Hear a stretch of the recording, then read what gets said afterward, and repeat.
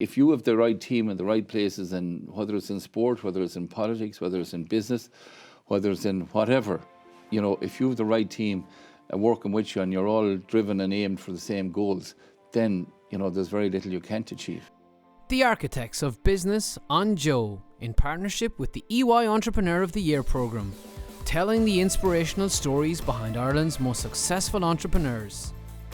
Hello and welcome back to the Architects of Business on JOE, made in partnership with EY Entrepreneur of the Year, where you hear the inspirational stories of some of Ireland's most successful entrepreneurs. I'm Sonya Lennon, and in this, the last of our current season, I speak with Pat McDonagh, owner and founder of the ever-popular Supermacs, and recently crowned EY's Industry Entrepreneur of the Year 2019. Pat, it's a pleasure to have you in the studio. The final guest of the season, 2019. Pretty poignant, given that 41 years on is when you get your award from EY as Industry Entrepreneur of the Year. That must have been quite a moment. Yeah, sure. It was delighted to get it after 41 years. As I say, you don't go into business to get rewards, you go into business to kind of get customers. So, but at the same time, it's very nice and fulfilling to be honoured with an award like Entrepreneur of the Year for business and industry. So, yeah, I was delighted with it, as I say, because when it's kind of given to you by your peers, it means so much more. And I suppose, especially after 41 years, because as anyone that's in business who starts off in business knows, there's a lot of trials and tribulations, there's a lot of bumps and curves on the road to get through before you kind of reach a point where you never can say that you're there, because there's always opportunities, there's always challenges, there's always difficulties, and they vary from time to time as you go along in business. But after 41 years, yeah, really delighted. It's funny because I was there on the night and there was a sort of a very palpable feeling in the room that made me think that if you hadn't got it, there'd have been a bit of a riot. Everybody was rooting for you. Everybody wanted you to get it because you're iconic. Your brand is iconic. You're iconic as a figurehead in business. And to get that industry award just seemed appropriate. But what I would love to do is to take you back down memory lane a little bit and talk to you a little bit about your upbringing. Where did these seeds of entrepreneurship come from? Yeah, well, I was the youngest of 5 children, and my mother's a national teacher and my father was a member of the Garda Síochána. And so therefore I was brought up in a fairly civil service rooted background. Personally, I suppose I always had a bit of an interest in business from the earlier years, but I wasn't academically awfully bright. I was at a local secondary school first, and after the first year there, the results necessitated serious action, and I was sent off to the Carmelite College in Moat, where it was a boarding school and where you had supervised study, etc. And but you said at that stage even there was a kind of an interest in business. Where did that come from then? I'm not quite sure. I think some of the teachers along the way kind of didn't think I was going to make it at anything because I just liked the sporting life and I suppose the good life a bit. And I worked at various jobs up along in both secondary school and third level. And you learn something from everyone and every job that you're in. And so that's the value of those summer jobs, whether it was working with a local farmer, working in Bournamona, working on a ship off New York, working in Butlin's holiday camp at the time. That was much before your time now. But working all these various jobs in a bar, whatever, it all taught you how to deal with people. And that's really what it's about, first of all. If you can kind of communicate, if you can work with people, if you can relate to them and they can relate to you, then, it's a big step forward. You've got a good start. You have a good start. And you learn from the street. As I say, street education is very valuable because you learn who to trust, who maybe not to trust. You learn the ins and outs of salesmanship, etc. And it's the, as I call it, the university of life is probably the best degree you'll ever get. It's funny because I heard somebody use a lovely phrase recently, which is learned intuition. So the Yes. more exposed you are to experiences, the more you can trust your intuition, because you're processing that experience and making a sort of a judgment on that. And I suppose that's what you must have seen, this sort of sense of the more you expose yourself to, the more you can know. Absolutely, because you're learning every day. My mother used to say when we were young, when you're old enough to die, you're wise enough to live. And I suppose it meant that you were learning the whole time as you were growing up, and when you were kind of had probably learned almost everything, you were ready to move on. So did the Carmelites whip you into shape then? Yeah, well, I mean, the Carmelites was a great experience as well, insofar as it was very supervised, kind of, I won't say military-like, but Not far off it. You got up at a certain time. You went obviously to school at a certain time. You had study, you had games in the evening, and etc. So it was very kind of, I suppose, regimental in that sense. And so it did teach you discipline, and it did teach you kind of. To kind of use your time management much better than I had been up to that. Not that I'm still good at it, but at any rate, yeah. And you're dealing with guys from all over the country as well, and from Northern Ireland even, etc. So it was a good experience. I enjoyed it. And were your other siblings also sent to the Carmelite boarding school, or were you the only one? My sisters went to a local secondary school. Which was a boarding school as well, the Mercy College in Loughrea, and they were boarding there at the time, or earlier than I was, because I was the youngest. And then my brother was sent the same time as I was. Okay. He had done the junior cert or whatever in the local secondary school, and so that was the education was. That was the modus in the house. Hugely important as in a a kind of a civil service background. And like the advice I suppose we all got was go into the teaching profession or to a civil service job or whatever. And when I completed the leaving cert, I had three options. I could have gone into the army, I could have gone to college, gone to the UCG, or UIG is now called, or I could have gone teaching. Now the reason I went teaching was it was only a 2-year course at the time, and it was down in the Mary Immaculate College in Limerick, and there were 400 girls and about 40 fellas, so it was an easy choice. Efficiency and opportunity. And it was only a 2-year course at the time, so it was. Okay. It was so yeah, having as I say, enjoyed my 2 years there, I became principal of a school near Loughrea in Kilreekle.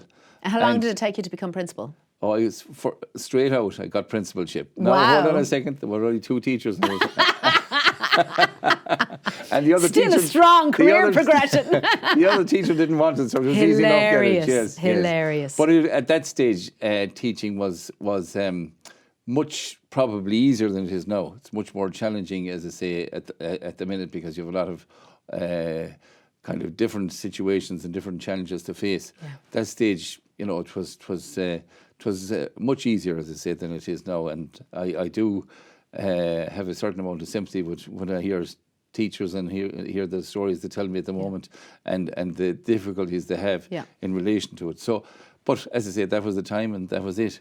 So how long did you last as principal?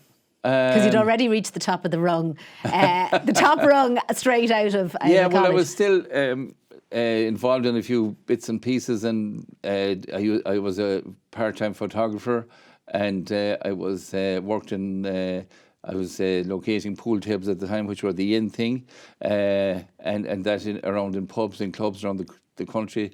I worked in conjunction with a guy called brother of Pat Quinn, called Brendan Quinn at the time, and or Fintan Quinn, I should say, and located those from. And eventually he wanted to move on and set up snooker halls in Dublin, and he sold me the business and paid for it over a number of years, and away we went then. Now, all these little entrepreneurial sidelines while maintaining your position as principal of the school, were they deliberately to supplement your income, or was it just a drive to do that? Oh yeah, well, sure, when you buy a car and you're only, whatever it was, 22, you have to pay for it somewhere. Yeah. And I kind of figured out I'd let the car pay for itself rather than me paying for it. So yeah, it helped supplement the various, I suppose, challenges at the time at various opportunities, I should say, not challenges, whether it was buying a car or buying a house or whatever. And so though, as I said, I did a lot of different jobs at the time, and still did a bit of work with the local farmer, who again taught me a lot as well. And and the variety of it was like, I mean, the good thing about teaching is, or at least at that stage was, and it probably still is, you have good long holidays and you have good time off in the evening. Now, probably teachers wouldn't agree with me now at the moment, because they have a lot of preparation work to do. But at that stage, you had a lot of space. Yeah. And so, at what stage did the portfolio entrepreneurship and the teaching start to become where you are today?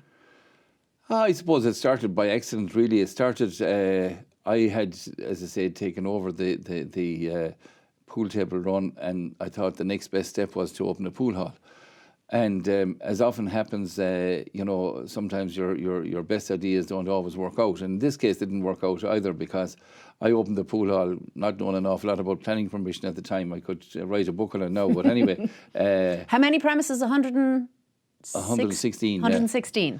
And there's nothing you don't know about planning permission at this stage, I'd say. You're learning every day. So at any rate, hadn't got, of course, planning permission for it. I didn't even know that you were supposed to get it. It was an old supermarket premises, ideal for what I was doing, and divided into two halves, and set one half to the local guy starting off as well, Michael Ward, and glad to see he's still thriving in Ballinasloe there, and opened the other half as a pool hall. And of course, within weeks, I got a letter from the council saying you needed planning permission, etc., which I applied for, but I was duly turned down. And so therefore, I had to go and look and see what Ballinasloe needed at the time, and I thought it needed three things. I thought it needed a nightclub, a furniture shop, or a fast food restaurant. And we hadn't got the money for the nightclub, and weren't going to get it from the bank either. And I must tell you a story about purchasing that premises now in a minute. And so therefore, the other option was a furniture shop or a fast food restaurant. And I opted for the fast food restaurant because I felt it was path enough. Of least resistance. Yes. But in purchasing that premises, I thought I had a very good relationship with the bank. And I think it cost 40,000 at the time, £40,000 that was. And I had 10, and sometimes you put the cart before the horse. I figured, I have a good relationship here, so I went and bought the premises without necessarily acquiring the finance for it. Right. And to my surprise, I was turned down on that as well. But sometimes it's good that you're challenged, because I think you perform much better when your back is to the wall and you've nowhere to go. Then it certainly puts a timeline on things, doesn't it? Well, it certainly puts your focus into full attention. So I went, and Julie went to another bank, and didn't explain that, didn't tell them that I had been turned down by the other bank. But I told them what I was doing and what I had planned to do, etc. And they gave me the money. So and it has happened in other situations since. So it's a good learning exercise, and it's where you kind of have to become creative. You have to the belief in yourself. You have to believe in yourself when you're going in. And at that stage, I mean, there was no such thing as fancy business plans or whatever. You kind of explained your case to the local bank manager, and he decided. Took your chances. Took your chances, yeah. And it sounds to me, and correct me if I'm wrong and doing you a disservice, it sounds to me like this wasn't born of a passion project. This was just born of necessity. Necessity. Absolutely, and I mean. And how do you tap into a vision then for something, or how do you tap into even a starting point for something that is born of necessity? How did you begin to create the brand? I'll be honest with you, and I don't want to sound egotistic. It didn't matter what you did at the time, or I did at the time, I was going to be successful at it. And I don't want to sound egotistical, because I think if it was a nightclub, it would have been, I think, if I had gone into the Air Force, which because of my eyesight I was turned down on, I'd probably be something in aviation today. I might be even challenging Michael O'Leary, who knows. But or Elon Musk. It's ambition. It's a combination of ambition. It's a combination of hard work, and it's a combination of your objectives. And I suppose the objective at the time was initially, at that stage in the business, was to make money. That changes as you go along, and you obviously tweak your ambition every so often, and you tweak your vision, etc. So but at that stage, that's what it was all about. And if you're ambitious enough, and if you set a vision, I suppose, for yourself, it doesn't matter what you go into, as long as you use common sense, you're fairly and work hard. Your chances of success are pretty good. So when you opened that first premises then, had you already a sense at that stage that this was going to be a big thing? No, I hadn't really, because again, you're working on a very limited budget. I remember the caretaker in the school was the plumber, he was the carpenter, he was the tiler, and on the day we opened, he was down the back peeling potatoes and cutting chips. And so we called in every favour that was owed to me by brothers, sisters, or whoever, and worked off that. And again, you're working, as I say, on a very, very kind of limited budget, and your back is to the wall. So therefore, you have to use all your experience and available assets that you can get. And were you married at this stage? No, I wasn't actually. But I was still teaching, and. You say it like the two are mutually exclusive. Yeah, I was teaching for the first couple of months until I decided, you can't be working until 2 or 3 o'clock in the morning and still and going to class the next day. You weren't being fair to yourself or fair to the kids, for that matter. So yeah, no, I was still teaching at the time, and one evening as I was heading into Ballinasloe to do some of the work that was needed to be done before we opened, I gave this young lady a lift, and she said she was finished college and she was looking for a summer job. So she got a summer job, but she also got a job for life. We are going to take a short break, and we're going to hear a little bit more about that job for life for both of you. Thanks, Okay. Pat. Thank you. The Architects of Business on JOE, in partnership with the EY Entrepreneur of the Year programme. So one fortuitous pickup of a student at the side of the road led to a lifetime partnership. Your wife is now working in the business. Well, my wife was always working in the business from the day that she started back in whatever it was, 41 years ago in 79, yeah. So, so as I say, she was a great help starting off, and is still a great help today. She's probably what you might call deputy CEO, but knows the business inside out, and is probably much better manager than I am, because she'd have a lot more ability, I suppose, to manage, to kind of get the best out of staff, etc. Whereas I would have kind of more looking forward the whole time in the vision and trying to keep it, keep things moving ahead of the posse. Let's put it that way. But that is what makes a good business: is knowing where your skills lie and making sure that they're being supplemented somewhere else. And I suppose none of us can be everything that a business needs. I gather from you that team and the people that you put around you are at the absolute critical core of everything you do. Oh, absolutely. And as I said, that's why it was great to get the award, because it wasn't just for me, it was for the whole team. And some of them are with us, 40 plus years. So that's some retention. It is, yeah, and obviously there's others that have moved on. So it's not just for ourselves, as I say, that's there, but also for the people that helped to grow the business over the years and moved on, and in a lot of cases moved on to open their own businesses and are very successful at it out there. So yeah, but it's teamwork is what it's all about, because you're not going to be able to get to 116 different locations. You're not going to be able to as I say, work without a team. And there's very little you can't achieve without a good team. Do you know what? If you have the right team in the right places, and whether it's in sport, whether it's in politics, whether it's in business, whether it's in whatever, if you have the right team working with you and you're all driven and aimed for the same goals, then, there's very little you can't achieve.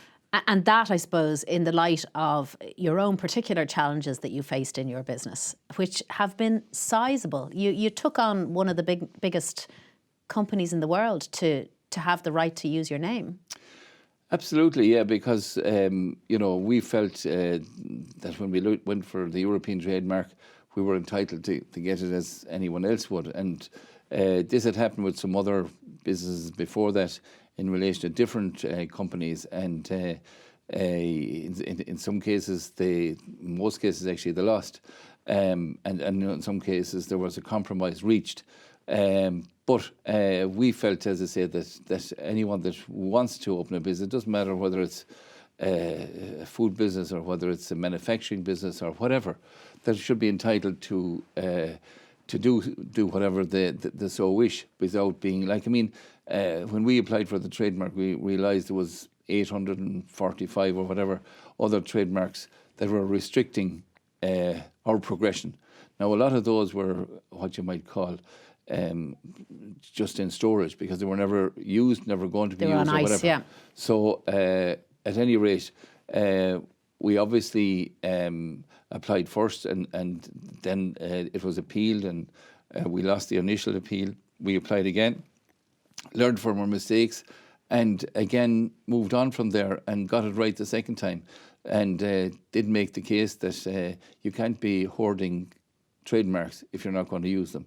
And basically the trademark office in Alicante agreed with us. So that's really where the game was won. But it was not just there, it was the team that we had kind of put around ourselves and made up that really won it for us. And a lot of those are our own employees.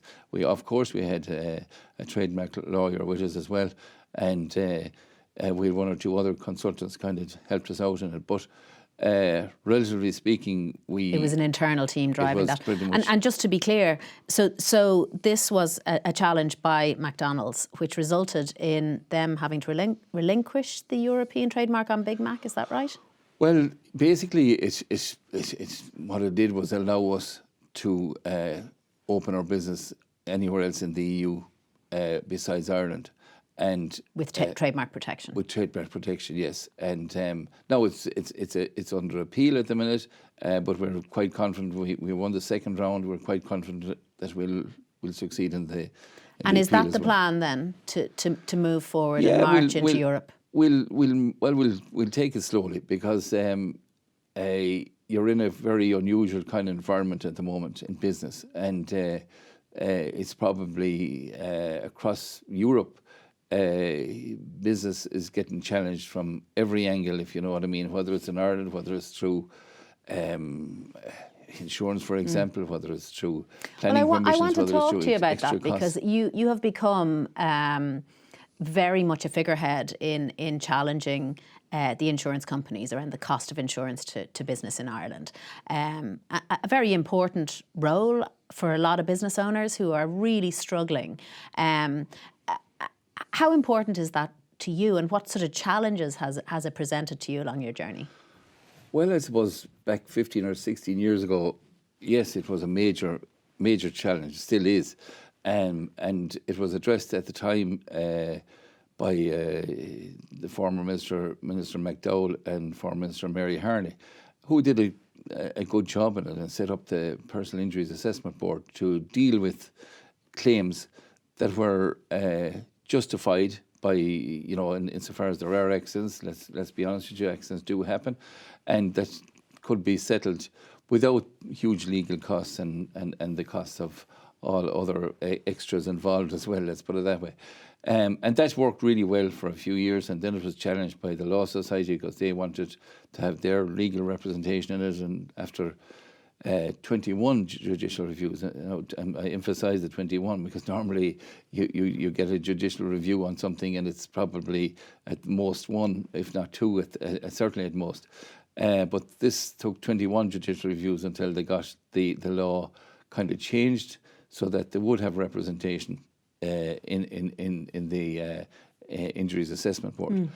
And that changed the whole landscape again because then you had all the costs involved, and so unfortunately the Injuries Assessment Board only became really a valuation service for the claimants, because when they went back to their legal advisors, they would have naturally advised them to take it to court because there was going to be more fees for them in it. So look, it has gone to a scale that it's pretty much nearly out of control, and if it were any other business or if there was any other situation like that in Ireland, I think there would be a massive public inquiry into what has happened here, what has gone wrong, why are we paying 4 times what they pay in the UK for public liability, and why are we paying huge premiums? And is there a fix in sight, do you think? Oh, look, I mean, if there was a willpower there for it to be fixed, it could be fixed very, very quickly. In the Civil Liabilities Act of 2004, which was instituted back at that stage, there's so many different aspects that have never been applied. There's a register of claimants that by the courts that was never applied, that has never been put in place. There's also you had to notify the defendant or the business of your injury within 2 months. If it hadn't been notified prior to that, that has been never really, it has been enacted, but it hadn't been implemented or enforced. And obviously there was there's another section that in that Liability Act that states that if the judge feels that it's a fraudulent case, they can refer it to the Gardaí for investigation. I think that happened 3 times in 15 years. And that's only in the last couple of months that it has really happened. So, yeah, so there was a situation that basically everybody was winning except the insured party, and they were paying the piper for everything. So you had the legal profession, you had the insurance companies, you had various other, whether it be brokers, whether it be medical people, etc., all benefiting from it. But at the end of the day, it was the person who had the policy, the business who had the policy, or whatever else, the school or whatever, was going to be paying the price for it. That's not the only support available to you now through EY and Entrepreneur of the Year. How do you think, and by your own admission, this stealthy and slow expansion of the business is something that's happening in your own time? The people that are networked with you now through that programme are global businesses in a lot of cases. Where do you see the benefits for Supermacs and for Pat? Oh, look, I've made many friends over the last 6 months. Many I've seen on various media, whether it be TV, the print media or whatever, and some of whom you would never have the opportunity of meeting if you weren't in the EY program. So, yeah, it's at this stage you could call them friends because you can pick up the phone and ask them something if you're not too sure of it yourself, or vice versa, and you know, it helps one another. We help one another out, because obviously sometimes, and you know, in business you're very isolated. You know, it's sometimes a lonesome place to be because, you know, people might think that, you know, look at all the whatever it is, 3,500 employees, and you know, you're not going to be stuck for someone to get a bit of advice from. But it doesn't always work that way, because some of the challenges that you're faced with aren't necessarily what the common people would. I don't mean common people, but no, but there's a particular set of challenges would kind of encounter on a daily basis. So it's only people that are maybe in the same position that you can give a call to or send an email to or whatever and get their advice on it. So in that sense, it has been fantastic. Because in this season of Architects of Business, 19 entrepreneurs have sat on that couch before you, and the one thing that they say in common is that there is a sort of a cabal of honesty around that network, that you can speak openly about the challenges, because I suppose there's no new problems in business. They've all been had before in different ways. Oh, of course, but you know, the opportunities and the challenge present themselves every so often. They might change after a few years, but they come back to the opportunity that presents itself. And you know, there's plenty of opportunities I've encountered over the number of years. Sometimes I've been able to take it, sometimes I haven't. but also plenty of challenges out there, and it's how you deal with those and how you deal with and they're, as I say, they're varying. I suppose the challenge in most business nowadays is getting staff, getting people, because we're nearly at full employment. And so therefore, and a service business isn't necessarily the most attractive business in the world, because it's unsociable hours, it's hard work, and sometimes it's as I say, challenging. So so those are the challenges that you're faced with nowadays, and they change from, can be different at different times. You know, planning permissions has always been a kind of a sore point. Subject, sore point, and the amount of time you waste in dealing with red tape, which wasn't there so much, 25, 30 years ago, but that's the name of the game at the minute, and then you have to deal with that, and you have to deal with whatever issues that present itself from that. But as I say, never, I think, in the history of the world was there as much opportunity, because you've everything at your fingertips now. You have communication, you have travel, you have opportunity and technology. So, I mean, the world is your oyster. If we were starting off again, I'd be really excited. I don't think you're finished, though. I think that's the thing, And I would be doing you a disservice if I didn't talk about your sponsorship of the GAA throughout your time in Supermacs. I think it's a big part of who you are and who the company is. Yeah, well, coming from a pretty rural background, obviously GAA is a big part of your upbringing, and that's how I got the name Supermac when I played a bit of. Tell us that story. I love that story.